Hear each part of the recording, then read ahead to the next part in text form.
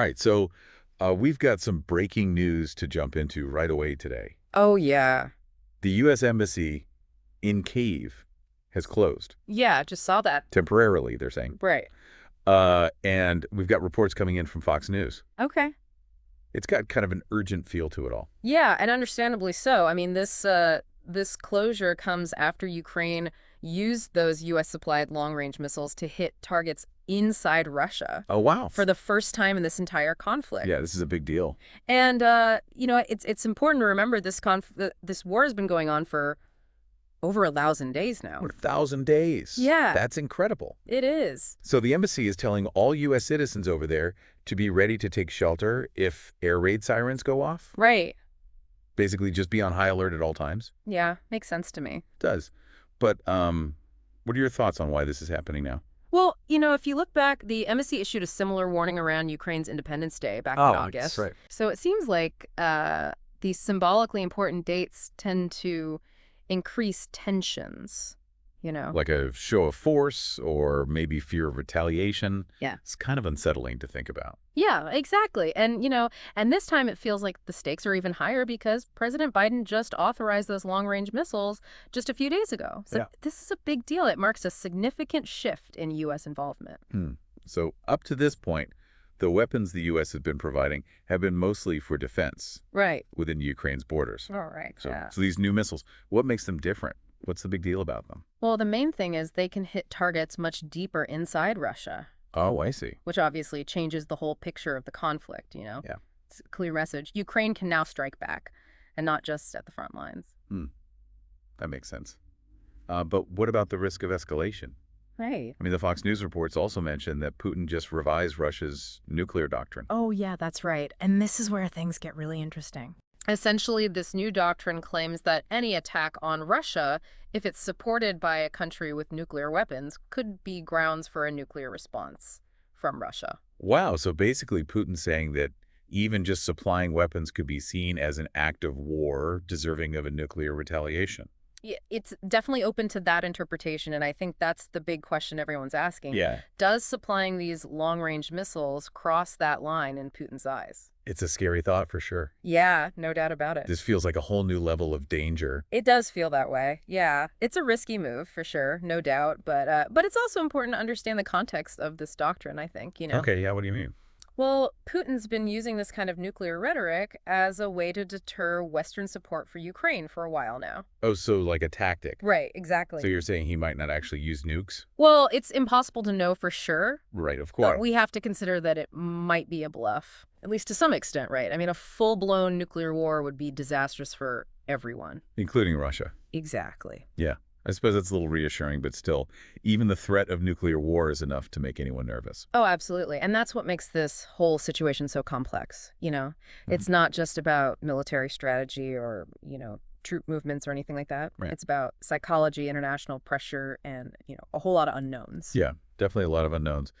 Speaking of unknowns, these reports also mention something about a training exercise for Ukrainian troops in France. Oh, right. Yeah. What's the significance of that?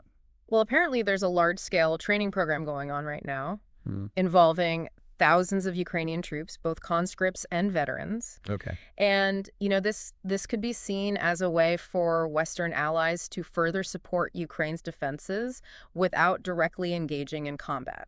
I see. So it's kind of a balancing act. Yeah. Providing support, but avoiding actions that could be seen as like direct provocation.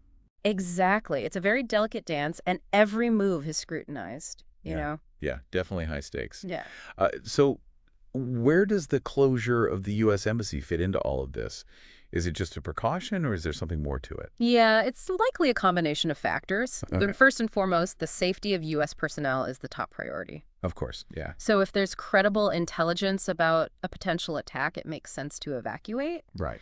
But it also sends a message to Russia and also to the American people. What kind of message? Well, to Russia, it could be interpreted as a sign of resolve, a demonstration that the U.S. is taking the threat seriously. I see. But it could also be a way to avoid a direct confrontation, at least for now. And to the American public, it kind of underscores the gravity of the situation, Yeah. potentially preparing them for further escalation. So even something like closing an embassy can have multiple layers of meaning. Oh, absolutely. In a situation like this, every action, every statement carries a lot of weight, you know? It's like this game of signals and interpretations where miscalculations can have devastating consequences. That's a scary thought. It is. Okay, so let's talk about potential consequences. What are the experts saying about how all of this could unfold? Well, there's a wide range of opinions, as you can imagine. Sure. Some people believe that continued military support for Ukraine is the best way to deter Russia, Okay. while others argue that it's only fueling the conflict and increasing the risk of a wider war. Yeah, that makes sense. It seems like there's no easy answer, no clear path forward. That's the difficult truth. Yeah, this isn't a simple situation with a, black and white solution. Right. We're dealing with a really complex web of geopolitical interests, Yeah. historical grievances, and very real human suffering. Yeah, that's important to remember. Amidst all this, what about the average person? Should we be worried about a potential nuclear war? Well, it's understandable to feel concerned, especially with all the talk about nuclear threats. For sure. But it's important to remember that a nuclear war is hopefully a last resort. Okay. You know, diplomatic channels are still open, Right. and there are many people working behind the scenes to de-escalate the situation. That's good to hear. Yeah. But still, it's hard not to feel a little uneasy with everything that's going on. Oh, I agree. It's a challenging time, and it requires all of us to stay informed, engage in critical thinking, and resist the temptation to give in to fear or simplistic narratives. So you're saying we should be cautious, but not panicked? Right. Informed, but not overwhelmed? Exactly. We need to strike that balance because this situation is far from over, Right. and it's likely to have a lasting impact on the world stage. Yeah, no doubt about that. What about the U.S. Embassy in Kyiv? Do we know when or even if it will reopen? It's hard to say at this point. Okay. The official statement just says the closure is temporary, Right. but that could mean anything from a few days to a few months. Yeah. It all depends on how the situation evolves. So we're left with a lot of uncertainty. It seems that way. But what does all this mean for the bigger picture, the long-term implications? It really does. It feels like we're at a turning point here, doesn't it? Yeah, This could go in any number of directions. it could.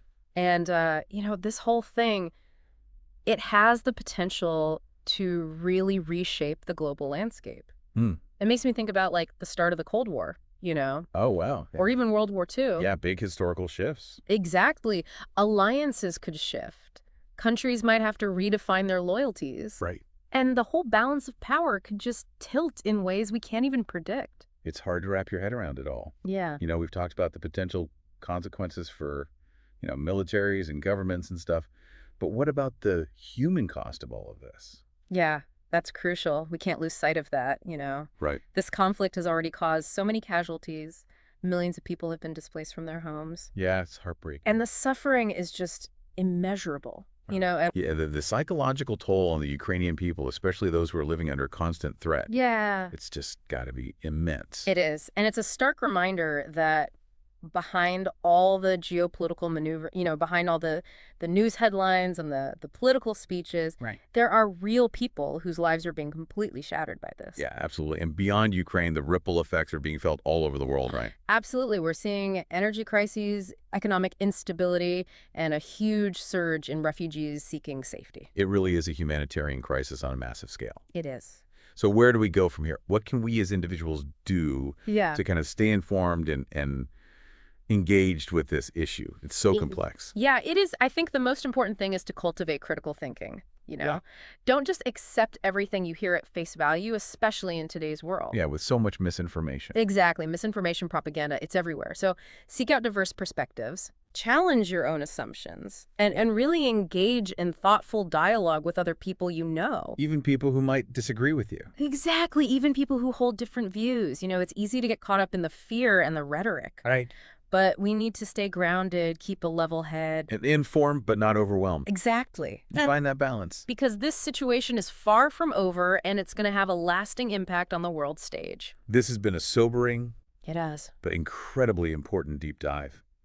I really appreciate you taking the time to break down such a complex topic for us. It's been my pleasure. And, even in the face of all this uncertainty and potential danger, Yeah.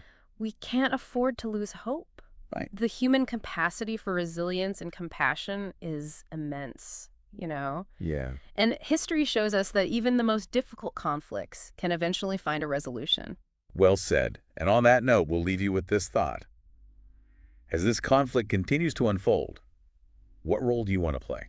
Will you be a passive observer or an active participant in shaping a more peaceful and just world? The choice is yours.